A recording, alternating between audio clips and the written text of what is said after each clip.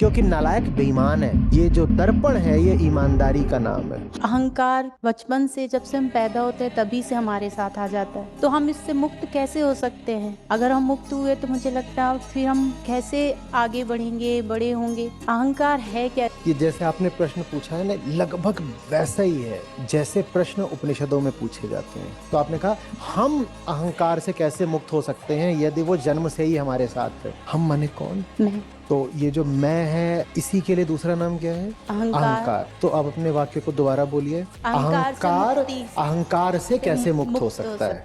हम अहंकार से कैसे मुक्त हो सकते हैं, ये कोई बात नहीं होती, क्योंकि अहंकार के अलावा हम कुछ है ही नहीं। माने अहंकार खुद से ही अपना पीछा कैसे छुड़ा सकता है? अहंकार मैल है, भूल है, त्रुटि है। त्रुटि कैसे ठीक की जाती है? अपने आप को जानने से। अपने आप को जानने से। और कैसे? मुझे मेरे ही बारे में भ्रम हो गया है कि मेरे 3 आंखें हैं, कि मेरे गाल पर गुलाब छपा हुआ है। कैसे हटाऊं ये त्रुटि?